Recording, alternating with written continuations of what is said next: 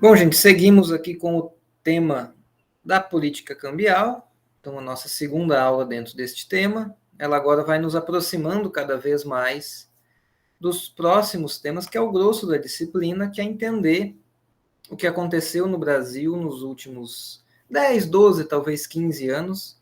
Especificamente, algumas aulas à frente, não sei exatamente quantas, eu vou mostrar o balanço contábil do Banco Central e também mostrar um pouco do balanço contábil do governo federal como um todo. E daí ali a gente vai até discutir, vai quase que sair um pouco de economia monetária, né, de política monetária e entrar também na política fiscal, porque vamos falar de dívida pública. E essas coisas elas têm muita relação. Então a gente vai caminhando em várias direções, são vários os objetivos.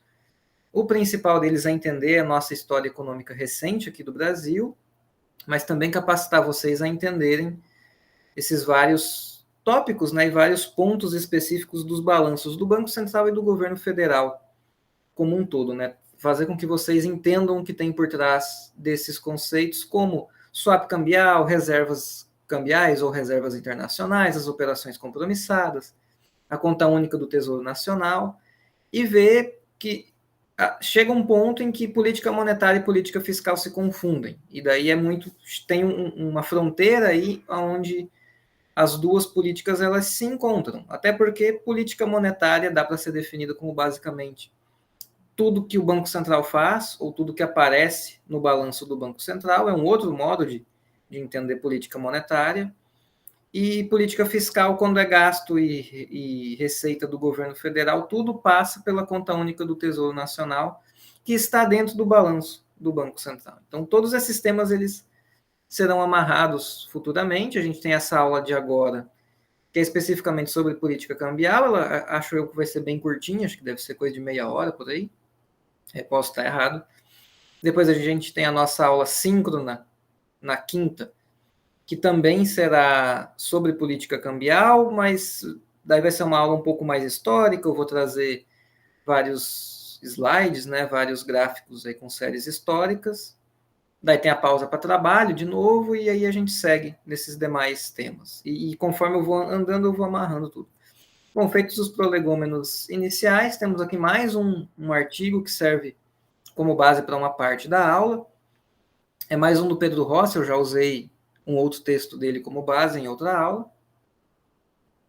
Mas lembrando que todos aqueles outros textos que eu já utilizei antes, né, e citei na aula anterior, continuam valendo, eles ainda estão aqui por trás do que eu vou falar hoje. Então, aqui só para iniciar e também seguindo bem próximo o artigo esse que eu acabei de mostrar, do Pedro Rossi, só para a gente ter um pequeno referencial teórico ou conceitual de por que é importante ter política cambial. Por que se usa política cambial?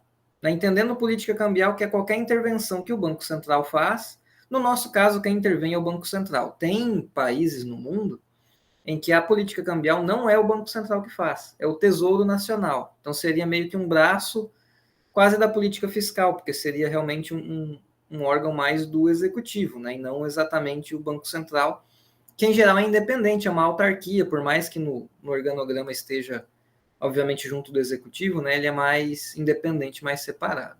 Então, no nosso caso, por que o Banco Central vai intervir no mercado de câmbio em quaisquer um daqueles mercados que eu apresentei aula passada, né, seja no primário, no interbancário e no futuro. Sendo que no primário não é exatamente aonde o Banco Central atua, né? Porque o primário é o que acontece do balanço de pagamentos. Então, se o Banco Central não atuar em nada que envolva balanço de pagamentos, ele não está atuando no mercado primário. Em geral, ele atua no interbancário para afetar a taxa de câmbio spot, ou taxa de câmbio pronta, né? É a taxa à vista, é a taxa corrente, ou via swaps cambiais, que a gente vai entender como funciona melhor no fim da aula, que daí é para afetar a taxa futura de câmbio, né? O câmbio futuro. Então, essa são os caminhos, né, por onde o Banco Central atua. Agora, por que ele atua? Né? Por que ele vai estar fazendo isso? Então, basicamente, tem esse quadrinho aqui que o Pedro Rossi faz, que surgem aí 4 combinações. Os motivos mais básicos seriam ou para administrar a volatilidade do câmbio, ou seja, evitar com que ele suba e desça, ou se desvalorize e valorize, de modo abrupto e com muita frequência. Por que isso? Né? Porque, em geral, quanto mais volátil é uma taxa de câmbio, pior é para os empresários fazerem planejamento nessa economia.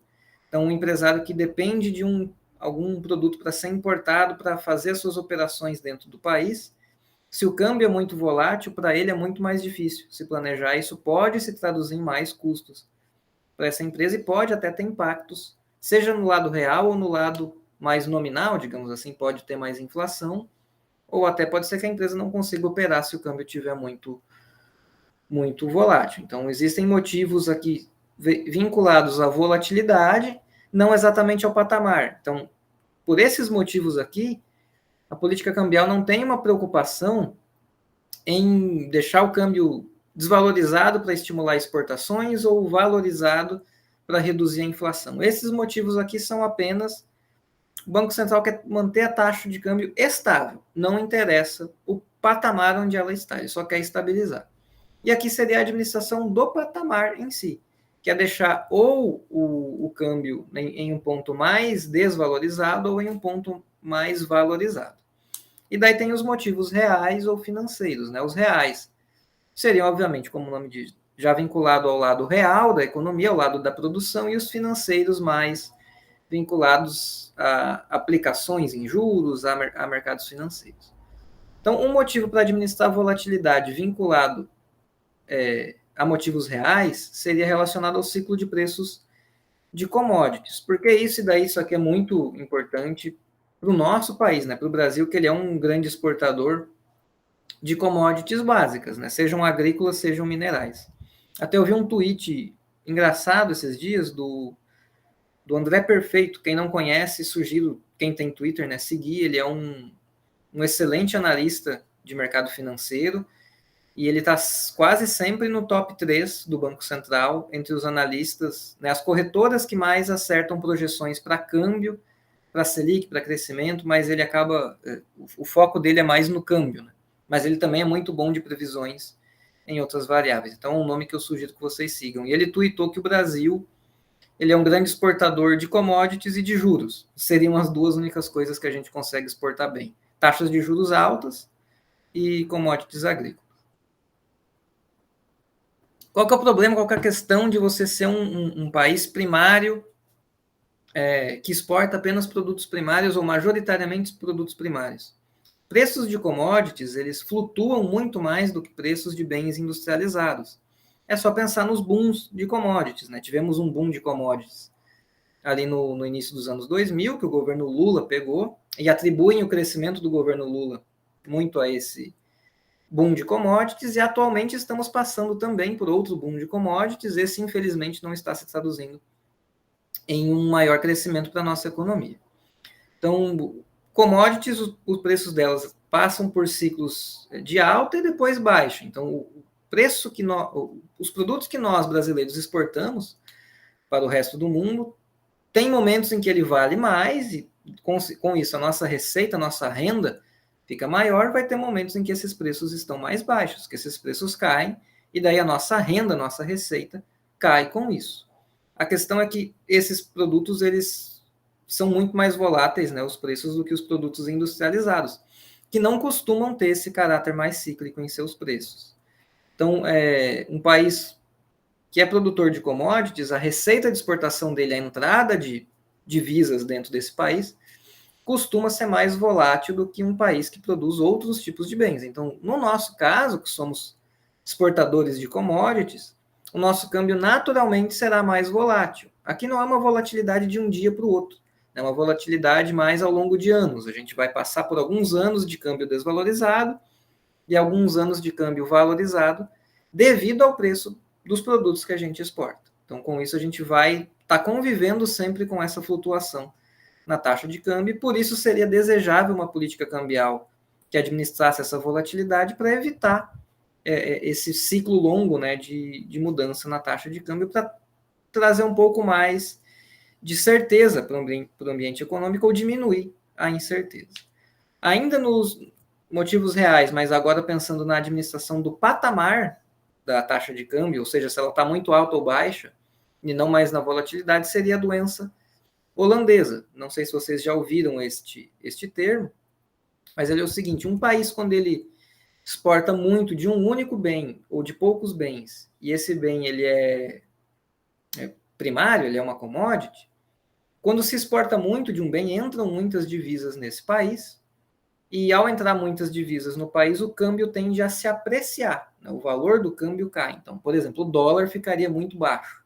O dólar ficando muito baixo faz com que as importações entrem de modo muito mais barato dentro da nossa economia, e isso acaba matando as nossas empresas locais, porque elas não vão ter condições de competir com os seus concorrentes estrangeiros, e isso vai desindustrializar o país. Daí junto vem o entendimento de que o setor mais importante para a economia é a indústria, porque é nele que se tem mais ganhos de produtividade, nele que se tem mais gente qualificada empregada. Então, se quer crescer economicamente, ter desenvolvimento econômico, tem que ter indústria.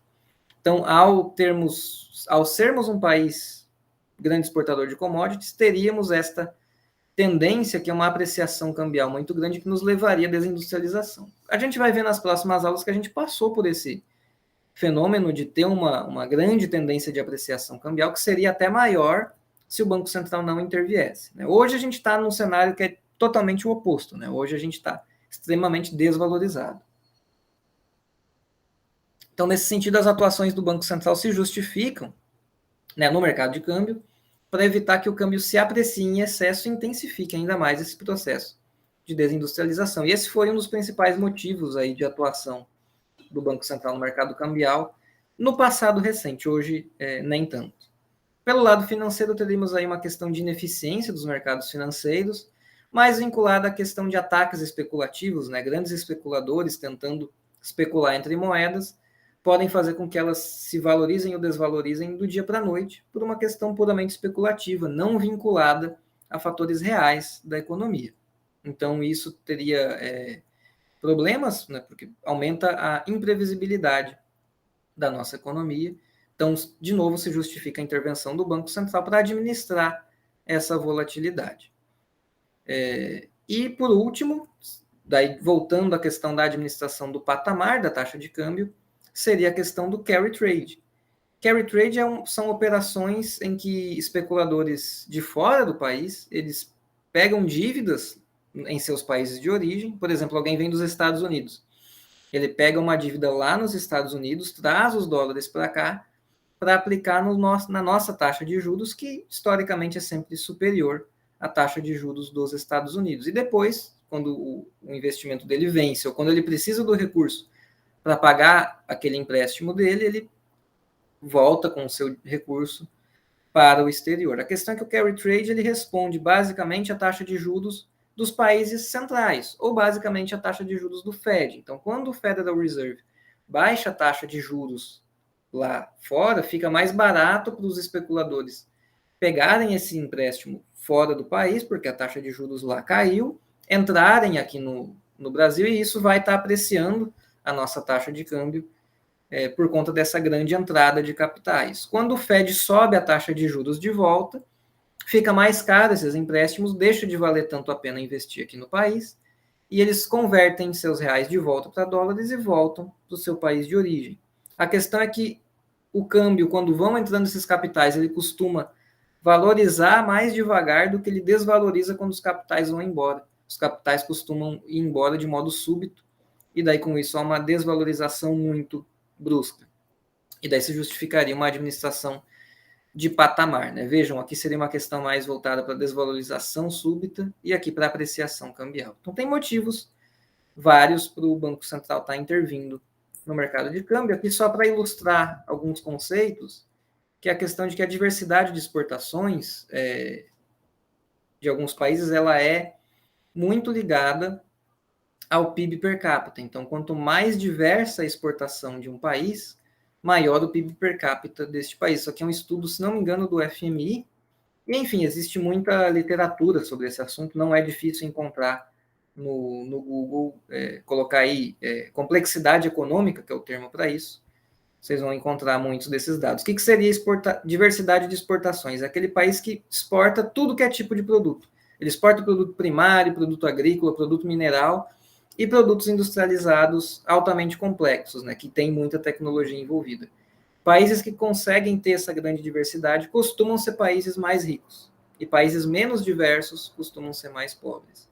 É só para ilustrar essa questão aqui, né, da doença holandesa e da importância de combater a desindustrialização.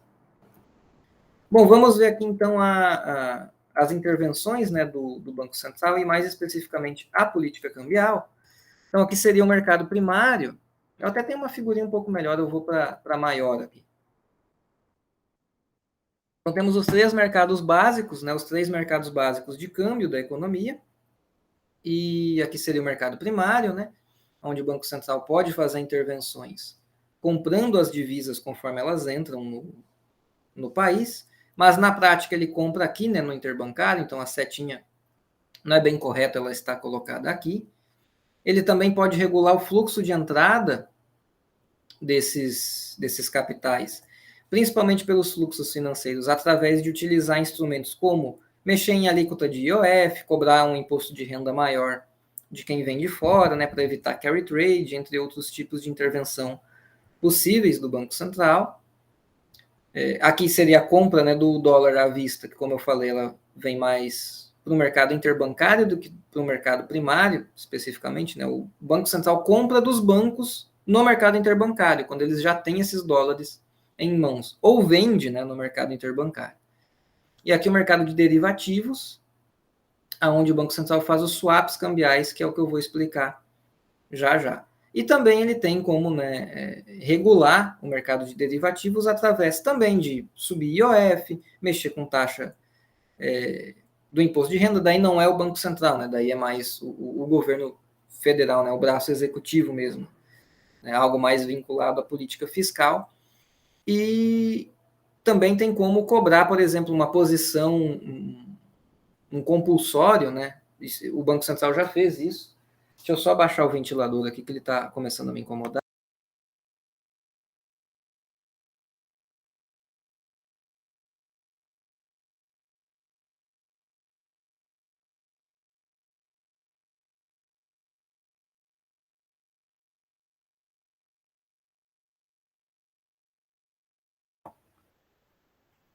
Enfim, voltando, aqui então outra questão muito importante, já houve, né, por parte do Banco Central, ele cobrar compulsório em cima da posição de câmbio dos bancos. Então, se eles estão muito vendidos ou muito comprados em câmbio, o Banco Central vai lá e exige que que os bancos tenham um compulsório depositado com base na posição deles de câmbio. Obviamente, esse compulsório ele é em reais, né, são reservas bancárias, em reais mesmo, mas é uma exigência que o Banco Central já fez, muito na esteira da crise do subprime.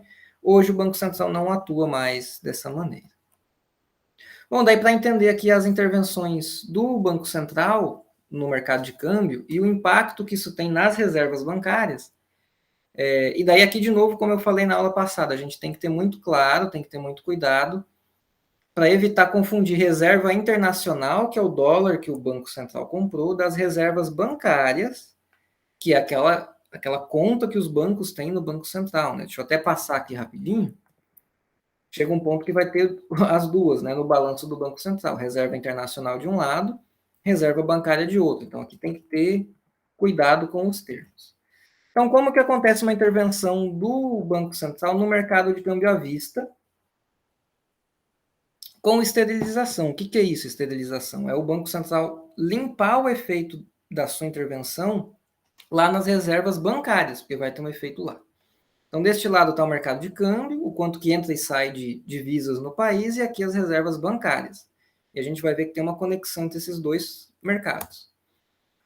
Aqui, supondo que tem um boom de commodities, entra muito dólar no país, porque estamos exportando mais, isso vai aumentar a oferta de dólares na economia, e com isso a tendência é que o câmbio se aprecie, que ele caia. Se o Banco Central quer evitar essa apreciação do real, ele pode comprar esses dólares que estão entrando no país. Ao comprar esses dólares, o que ele faz? Ele compra o dólar de um banco, paga ele aumentando as suas reservas bancárias. Ele paga com reais, mas reais no formato reservas bancárias. Então, vamos aqui para o outro slide. Então, o Banco Central ele vai comprar os dólares, vai jogar, ó, a setinha tinha ido do preto para o vermelho, né? Agora vai do vermelho para o preto de volta, para devolver a taxa de câmbio para o patamar anterior, mas ao pagar com reservas bancárias, ele vai estar aumentando a oferta de reservas bancárias lá no mercado interbancário de reservas bancárias, não mais no mercado de câmbio, porque ele comprou os dólares pagando em reais, reais no formato reservas bancárias. Mais reservas bancárias vai pressionar lá no mercado interbancário de reservas bancárias a Selic para baixo, porque os recursos estão mais abundantes e com isso a taxa de juros tende a cair. Como além de estar olhando para o câmbio, o Banco Central também tem a questão da meta de inflação, e com isso uma meta para a taxa Selic, ele vai enxugar essa liquidez que ele criou lá nas reservas bancárias para não ter a taxa Selic caindo. Ele quer manter ela na meta que ele tem antes, que seria esse primeiro ponto aqui. Então ele vai lá e enxuga essa liquidez. Ó, a seta estava para baixo, agora ela está para cima. Então ele recolhe essas reservas que ele acabou de lançar ao mercado, vendendo títulos públicos para os bancos. Então, no fim das contas, o que aumentou aqui, olha que coisa engraçada, né? Aumentou a dívida pública. Na verdade, dá para, até não é tão estranho assim, porque na prática o governo, através do Banco Central, comprou dólares. E ele comprou esses dólares se endividando. Mas como assim, professor, aumentou a dívida pública? É porque quando o Banco Central compra estas reservas bancárias aqui de volta, ao vender títulos públicos, o título público, quando ele está dentro do balanço do Banco Central, ele não é dívida pública. Por quê? Título público é dívida. Mas se ele está nas mãos do Banco Central, o Banco Central é do governo. Então é como se o governo devesse para ele mesmo. No fim das contas, não é dívida. Quando o Banco Central vende títulos públicos ao público, ao setor privado, né, o Banco Central vende títulos públicos para fazer uma operação de mercado aberto, esse título, que é dívida, sai de dentro do governo e deixa de ser uma dívida do governo para com ele mesmo e passa a ser uma dívida do governo para com o setor privado. E daí isso, então, configura um aumento na dívida pública. Então, ao fim das contas, o Banco Central ele conseguiu controlar tanto o câmbio quanto a taxa de juros. Ele conseguiu manter as duas coisas funcionando. Mas ele teve que abrir mão do controle do endividamento público, porque ele necessitou jogar mais dívida pública a mercado para controlar os juros, que havia sido descontrolado, entre aspas, tinha saído da meta, quando o Banco Central tentou controlar o câmbio. Esses assuntos eles estão todos conectados. Né? O controle da taxa de câmbio, o controle da taxa de juros e o nível do endividamento público, tudo isso está conectado. Controlar todos é praticamente impossível. Né? Teria que ter um arranjo muito bem feito de políticas fiscais e monetárias para conseguir organizar e manter tudo isso nas metas. Né? Eu, sinceramente, não sei como seria possível, além de controlar o câmbio e os juros, conseguir controlar o nível de endividamento público.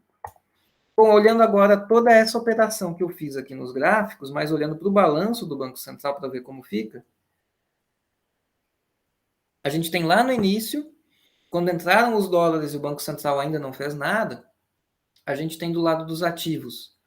O Banco Central tem ali a sua carteira de títulos públicos, que está ali paradinha, ele ainda não usou, e eu botei aqui patrimônio líquido só para ter algo do lado do passivo. Quando o Banco Central compra as reservas, compra o câmbio, né, compra as divisas, ele adquiriu reservas internacionais, ele pagou com reservas bancárias, ou seja, ele criou mais moeda no formato reservas bancárias. Ele aumentou o tamanho do seu balanço, ele aumentou ativos e passivos. Ele não quer que tenha mais reservas bancárias, ele quer voltar para o nível que tinha antes, né, de reservas bancárias, então ele quer eliminar esse tanto de reservas que ele acabou de criar. Daí tem duas formas de fazer isso. Ele pode fazer as operações compromissadas, aliás, pode fazer operação de mercado aberto definitiva, pela qual ele vende títulos de modo definitivo, ou ele faz operações compromissadas, que é o que eu expliquei lá nas primeiras aulas do semestre, que é quando ele vende ou compra o título público com o compromisso de desfazer a operação no futuro. Tem muita discussão de por que o nosso Banco Central optou pelo segundo caminho. Ele optou para ir pelas operações compromissadas. Então, se ele fosse pelo primeiro caminho, ele venderia essa carteira de títulos, ela fica aqui, né, riscada, cortada. Com isso, ele elimina essas reservas bancárias, ele vende títulos, pega as reservas e cortou ambos os itens, né? Ambos os lançamentos. E no fim das contas, o que aconteceu foi só uma troca de ativo. Era carteira de títulos, virou reservas internacionais. Ou ele faz operações compromissadas. Ele vai trocar reservas bancárias por operações compromissadas. Vai ser uma troca de passivo. Neste primeiro ponto, se fosse feito assim, o balanço do Banco Central voltaria para o tamanho anterior. O que é o tamanho? Né? O valor mesmo, né? O valor em reais do balanço do Banco Central. Aqui ele voltaria para mais ou menos para o tamanho anterior. Né? Aqui ele sai de um valor, ele aumenta e depois ele diminui. Via operações compromissadas, o balanço do Banco Central permanece grande. Né? Ele aumentou neste segundo passo, ele permanece grande no passo seguinte. Bom, isso é uma intervenção do Banco Central no mercado à vista de câmbio. Tem como ele intervir também na taxa de câmbio futura via swaps cambiais. Esse é o último slide da aula. Então, o swap cambial é usado, é um produto, né, que o Banco Central, em parceria com a Bovespa lá atrás, hoje a B3, mas foi uma parceria do Banco Central com a Bovespa para desenvolver um produto financeiro negociado ao mercado. Quem negocia é a atual B3, Bovespa na época, e o contrato é o seguinte, ele é um contrato que é a diferença entre o acumulado da taxa diária DI, que seriam os depósitos interbancários, entre o início da operação até a data de vencimento, né, até um dia antes da data de vencimento. Então, um swap cambial com prazo de um ano, né, seria o acumulado da taxa diária do DI de um ano, ou se fosse um mês, né, o acumulado do DI ao longo de um mês. E a outra ponta da operação é a variação da taxa de câmbio PETAX. O que é essa PETAX? É a taxa de câmbio oficial calculada pelo Banco Central.